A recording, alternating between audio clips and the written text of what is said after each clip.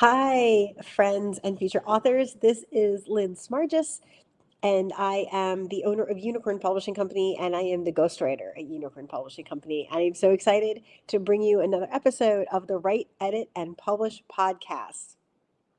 This podcast is designed for thought leaders and speakers and professionals who are looking to write their own book. You're not in writing because you are writing to make money. You are writing because you understand the value of the book and how that's going to accelerate your career. So if you're a thought leader, a speaker, or an executive, and you're interested in self-publishing your own book, this is the podcast for you. In today's episode, we're going to talk about the 5 big mistakes to avoid when publishing your book. So you have to publish, if you're going to publish your book, right? Everybody makes mistakes along the way. It's inevitable. We're human. We're going to make mistakes. But the more you know, the less mistakes you're going to make, because mistakes not only cost us money, they cost us time. And time is something we can't get back, right? We can get back money, but we can't get back time. So we're going to talk about the 5 biggest mistakes and how you can avoid them when you are self-publishing your book. All right, mistake number 1. I see this so often. People just start writing, but they don't have an outline. That is such a bad thing to do. That's like writing, would you write a screenplay for a movie, but not know what you're writing about or the storyline? No, you wouldn't, right? So if you wouldn't know your storyline for a movie and you can't write about it, why would you write a book without an outline? I see so many people do this. They just start writing because they're like, I have this passion, I have this idea, and I want to write about it. But you're actually wasting your time by just jumping in without any outline at all, because if you just start writing, you're going to start writing information that may or may not be good for your book. Now, this isn't to say that every piece of information you're ever going to write for your book is going to be put in your book, because that's not true either. But you don't want to throw spaghetti against the wall, so to speak, when you're writing your book. That's just not a good use of your time, and you want to efficiently and effectively use your time when you are writing your book. So what I suggest is that you want to make a book outline. There's multiple different ways to make a book outline, but what I like the best, and I recommend to my clients, is to make what's called it's basically called a word mind map. And so with this mind map, and it's not a new concept, a lot of people in publishing are like, this new concept of the mind map. No, I was a teacher for 10 years before I was writing for 7 years. So 17 years ago, I was using mind maps in the classroom. It is not a new concept. It's a new concept, a newer concept, I should say, in publishing. So what a mind map is you take your main idea, whatever that is. Maybe your main idea is how to publish a book, and you put that in the middle of your mind map, and then you're going to write little spokes around it, and then you're going to put some supporting topics on how to publish a book on around that, and then you're going to make lines from those circles. And then you're going to put supporting information on that. So that is your outline. Or you can do a traditional Roman numeral outline. There's also some other methods out there that other people have developed on making an outline. One of my clients came to me on a method that he found online that he really liked, which is making your outline based on a timeline, because he's writing a memoir. And he writes this timeline, and then each timeline has an epoch. And so each part of his life has 6 subset ideas that he writes about in that time of his life. So it's very well organized. So whatever way you pick, make sure it's well organized and it appeals to how you want to write. But writing your book without an outline is like, I talked about writing the screenplay without knowing what you're writing about, or setting off on a cross-country road trip without a map, right? You might get to your destination, but you're going to be driving all over the place and wasting a lot of time with detours along the way, right? So a solid outline, if you're going to use when we're using that road trip example, is like a solid outline is acting like your book's GPS. So it keeps you on track and keeps your ideas flowing logically from one chapter to the next. It helps you see the big picture and spot any gaps in your content. Also, as you're going along the outline, it might change along the way, and that's okay, right? Writing is a process. I'm going to say this a lot. Writing is a process. It's an art form. you're gonna step back from it sometimes, and when you come back to it, you're like, oh, I need to add this, or oh, you know what, this isn't so relevant to my memoir. I think I don't want to focus on this, right? So you might change your focus a little bit, so that might take some stuff out. You might change your focus a little bit, and that might have to add some content into your book, whatever it is, right? But you want to break your outline down into chapters and subpoints within each chapter. The more detailed your outline, the easier your writing is going to be, because you're going to have more prompts to write on and more ideas to build content with, right? So you're basically giving yourself sort of like a paint by numbers template to follow. And that's really, really good. Now, you might change the order of your chapters, and that's okay too. So don't feel like, oh, I have this outline and I can't deviate from it at all, or everything's going to fall apart. No, you can deviate from your outline. You can add chapters, you can move them around, reorganize them, take out chapters. But what I always recommend to my clients is, when you're writing your book, is you don't ever want to just throw content out. Okay. So like, if you say like, oh, chapter 6, you decided to change your focus, maybe chapter 6 isn't relevant anymore. Don't just throw it out, right? I always have a folder for my clients of it's basically like extra content, right? Like content we're not using right now, but you might want to put in this book later, or you might want to use it for another book. So don't throw out the content altogether. You might want to use it for a blog post or an email newsletter, right? There's lots of other ways to repurpose that content. So don't throw out your content that you've worked so hard to build. Just put it in a folder of like extra content that's not in this book. And that way you can access it later if you so choose, but don't throw it out. All right, mistake number 2, not having a clear target audience. I'm going to say this probably so many times. When you're writing your book, you want to write it for a niche. What a niche is, if you're not familiar with that term, it's a very specific subtopic. So for example, my other podcast, Travel Gluten Free, you specifically know that's for people who are like to travel, who are gluten-free. Now, there are a ton of travel podcasts out there. There's a amateur travelers podcast. There's a Made in Italy podcast for people that want to just travel to Italy. There's all sorts of different niches, right? So travel is the main category, but a niche is like, okay, what is that subtopic of travel, right? So I have a friend that has a travel budget savvy podcast called The Thought Card. Her name is Danielle Desir. So she talks about budget-friendly travel, not just travel, but budget-friendly travel. So if you're into budget-friendly travel, The Thought Card's a great podcast for you. If you are gluten-free, Travel Gluten-Free is a great podcast for you, right? And you love to travel. So depending on what aspect of travel that you like to do, there are a lot of niches out there. So you want your book to be niche, which means you want it to have a specific, not just general topic or category, right? But that niche category that's going to really target in your audience. And you might hear some people say, oh, no, you want to have a broader audience, you want to have a broader whatever. You don't want to have a broader audience. And I'm going to tell you why. And that might seem counterintuitive, because you may think, well, Lynn, wouldn't a broader audience like appeal to more people and then I would sell more books? Not necessarily so. People want really targeted information. And if you just write a book about travel, like, that might not be for everybody. Like, I have multiple food allergies. So that travel book, probably part of it, at least 25% of it's not going to relate to me, because I won't be able to eat at and most of the restaurants that are in that book. So you don't want to be really general. You want to be super niche. So one of the books that I just came out with is called Sensible Senior Solutions. So it's specifically made for the sandwich generation. So people that are my age, between 40 and 65, who are taking care of their elderly parents. That is a very niche topic and a very niche audience. So when you're writing your book, who is your niche audience? One of the things I suggest is to actually make an avatar. An avatar is an example of that person. So give them a name. So your avatar might be Shannon, who is a 55-year-old Gen Xer who has two parents who are 80, and she's taking care of their parents, and they're dealing with Medicare and multiple health issues. So she is a perfect avatar for my book, Sensible Senior Solutions. She's also a perfect avatar for my podcast, Caring for Your Aging Parents, because they have the same avatar, because I'm marketing to the same group of people, right? So when you are thinking about who is your target audience, right? You don't want to write your book for everybody.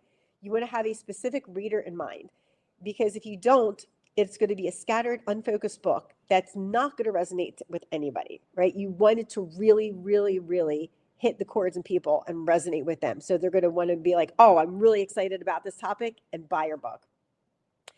All right. Before you put pen to paper, right? Make that detailed avatar. What's their demographics, right? What are their demographics? Where do they live? How do they live? What's their lifestyle? What challenges are they facing? What is your book going to help them solve, right? What do they value, and what are their pain points? What pain points are you solving from them? Because when you have this level of clarity with your target audience, that's going to make every step of your publishing process, especially your book marketing, so much easier and more effective. It's going to save you so much time because you're going to go from writing to editing to marketing really easy with a very specific audience in mind to target, right? You have a very specific target to hit, and you're not going to be throwing spaghetti against the wall. So when you know who you're writing for, tailor your content, your tone, your title, and your subtitle, and even your book cover design, so you're going to attract and engage the people who are the best fit for your book. All right, let's move on to mistake number 3, skimping on professional editing. Oh, this makes me cringe. This is like in podcasting when people are like, oh, I don't need to edit my audio podcast. Oh my gosh. Like, I don't need to edit my written book. Oh my gosh. I have seen so many self-published books that are clearly not edited because you see grammar mistakes all over the place. Who is going to take you seriously as a professional if you can't even get the grammar right? Right? Like, nobody's going to take you seriously as a professional. You need to make sure that you are getting professionally edited book, right? So every book needs a professional editor, even yours, right? It doesn't matter how brilliant you are, how well you write, right? Every author has blind spots because when you are writing and you're a professional, right? You're not writing from square one in your head typically. You're writing from, oh, I know how this works. And then you're going to miss out on those blind spots and those pieces where people are like, and I've done this before, right? I've written several books and I send it to my beta readers and they're asking me basic questions like, hey, what about this? And I'm like, oh my gosh, I didn't even think about that basic question because I've been doing this for so long. I don't even really think about that, right? It's like automatic for me. It's a habit. So make sure that you do that because that's super important.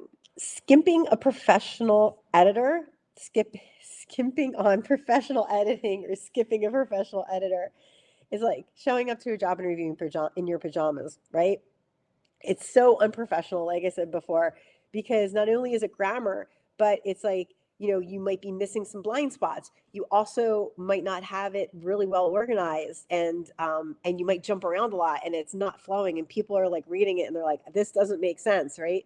So the other thing is too, it's always great to get a different perspective on your writing. Like even for me, I've been writing for 7 years, and I've written 6 books, I've published 3, and I always get a beta group for my book because I want them to go through it and get a different perspective, like 6 or 7 different perspectives on my book, and an editor to go through it and to get a different perspective on my book as well.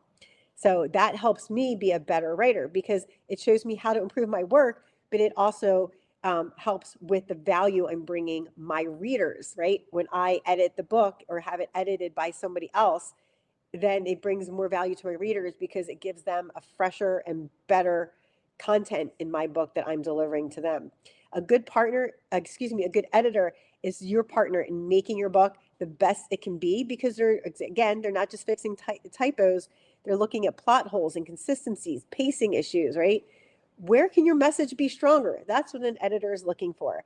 It's an investment, but it pays so well because you're going to get better reviews, you're going to get better word of mouth buzz, and ultimately more sales because you're going to have a better book, right? Don't shortchange yourself by looking unprofessional and skipping the editing.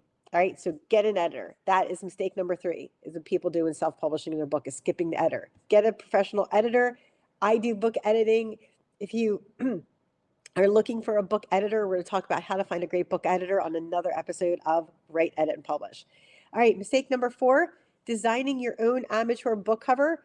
All right, I've seen this so many times, and I'm going to start off with this, all right? Your people make decisions fast. You would not believe how fast people make decisions, right? Time yourself the next time you're on Amazon and you're looking at book covers and see how long it takes you to pick the ones you like.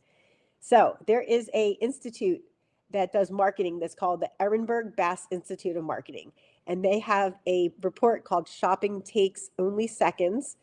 And it says that the average consumer spends, this is crazy, 13 seconds purchasing a brand in store. This is based on multiple studies of consumer product purchase behavior. On the average, they spend 19 seconds to purchase, and some people spend less than 10 seconds. Do you think they are going to get past your book cover in less than 10 seconds? No, they are not. So while this is called limited learning curve, right? Because this is a limited learning curve. It's called mental availability. It's basically how much mental capacity you have to think about that shopping purchase before you shop for it. And it's not a lot because people are emotional shoppers, right? They see something, they love it, they buy it. They see something, they love it, they buy it. It happens all the time. Think about the last time you went shopping. Why do you think they put point of sale products right at the register? Because you're like, oh, I want that Reese's candy bar, right? Or Reese's peanut butter cups, or I want that almond joy candy bar, right? And it's emotional. And you really have to control yourself not to buy those point of sale items because they know that those point of sale items are up there to play on your feelings and your I want, right? Like, oh, I want that. And so you're going to buy those point of sale things, right? So that's what you want your book cover to be. You want your book cover to be that sexy, amazing, beautiful book cover that's going to really show what your book is about, and also be very attractive because people are going to gravitate towards it if it is a sexy, attractive book cover. So that mental availability that's very limited, right, is why brands do memory structure. So memory structure means repeating your brand over and over and over again. So people just automatically recognize it. Like Coke is it, right? Or like if you're from the 70s, like me, Tony the Tiger, they're great. Or Lucky Charms, it's magically delicious, right? All of those things are memory structure. We know those because we've heard it so much. We're seeing it so much. Like the Nike swoosh, right? Or we know Coke is it. So a lot of these things have memory structure because they've been repeated over and over and over again, sometimes for decades. So we automatically know what they are and we gravitate towards those things. So make sure that your book cover is like that, right? So we make these snap decisions and we think really fast without even being aware of making that decision and using very little mental effort. And this is what 99% of consumers do. So we need to make our book cover so that it's beautiful, it's sexy, and it's going to be, people don't have to think a lot about it to click on it and buy it, right? And why do we have this, decision-making process? Well, this evolved with thousands and millions and hundreds of thousands of years of our ancestors being hunters and gatherers, and the ones that made the really fast, successful decisions were the ones that survived. So we make those fast decisions now, but now we do it with money. So keep that in mind when you're designing your book cover, right? And we've all heard the phrase, don't judge a book by its cover, but honestly, people judge books by their cover. I know that's a nice way of saying like, hey, don't, judge it by the first impression, but people do that with books. So that is absolutely not true. Your book cover is your number one marketing tool. And sometimes the only chance you have to grab the reader's attention. They might be reading 3 lines of your description and that's it. So that's another reason why I love to make the first 3 lines of my book description questions on the pain points that people are facing. So unless you have a professional design training or experience where you're really, really, really, really good at designing, don't do your own book cover. I've seen so many people do their book cover and I'm looking at it and thinking, oh God, this is not good at all. And they're like, isn't it beautiful? And I'm like, I would never buy that book based on that book cover alone. Like people have these images and these like landscapes and they think like, oh, this landscape is so beautiful. But unless you're doing an outdoorsy book, you don't want to really put a landscape on your cover. Okay. There's a lot of different rules, like the rule of thirds. I rarely see people use the rule of thirds when they're designing their own book cover if they don't have any experience, but you need to use the rule of thirds. And what that means is a third has like a title and then 2/3 has a picture, or a third on one side on your left and 2/3 on your right. So that rule of thirds is very visually appealing and people are attracted to it. So you want to use the rule of thirds when designing your book if you are designing your own book cover. But either way, it's got to look professional, be genre appropriate, visually intriguing, and give that tantalizing hint of what is coming inside that content that these people are going to get value out of and what's going to solve their pain points, right? It's a tall order and it takes a designer that is skilled to pull this off. If you are looking for a professional book cover designer, definitely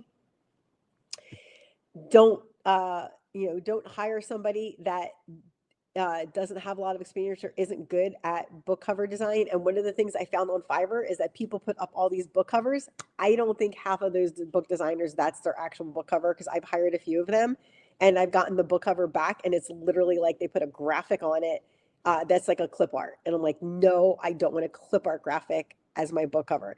So they're not good book cover designers. But if you want a professional book cover design for your book, definitely get a hold of me at www.writeforyou.me through my ghostwriting service. Once I have my new publishing company website up, you can get a hold of me through that as well.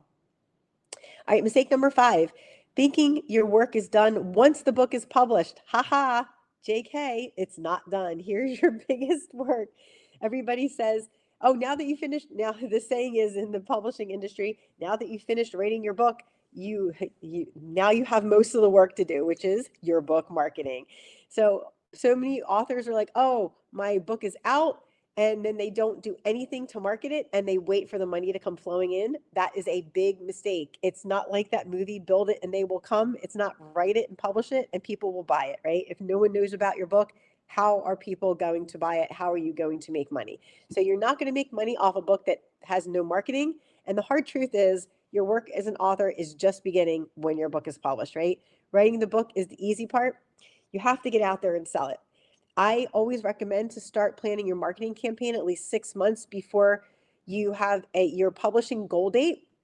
And that's just planning it, right? And I always recommend to start marketing your book 3 months before you actually publish your book, because then you will get a good amount of time in there. I was planning on doing that for this last book, Sensible Senior Solutions, and I ended up in the hospital for a week. So that thwarted a lot of my plans and I did not get my marketing out there. So that is something I was like, but I still wanted to publish my book. So I didn't want to put it off again for a third time because I had some other health issues earlier in the year. Anyway, it's out on pre-sale right now, but I don't have my whole marketing campaign completely written out and posted yet. But such is life. Sometimes that does happen, but ideally you want 3 months of marketing before you put your book out there. That way it gets a buzz about your book, and that is a great way to do that. All right. Some ways you can market your book is social media. Pitch yourself to podcasts, which is great. Plan a virtual book tour. Another thing is, where is your ideal reader, right? So for me, a lot of people in retirement living are going to be my ideal reader. So I'm going to be planning on some workshops and book signing at retirement communities in my area. So think about where your ideal people are. So for my Travel Gluten-Free book, I would go to gluten-free conferences and sell my book. I was just at a vegan conference, vegan expo for Christmas Bazaar, sold several copies of my book. So you have to find out where it is. Don't just do a general book signing at a Barnes & Noble or something like that at a bookshop. Typically, you're not going to get a lot of people there. You want to go where your target audience is going to be and sell your book there.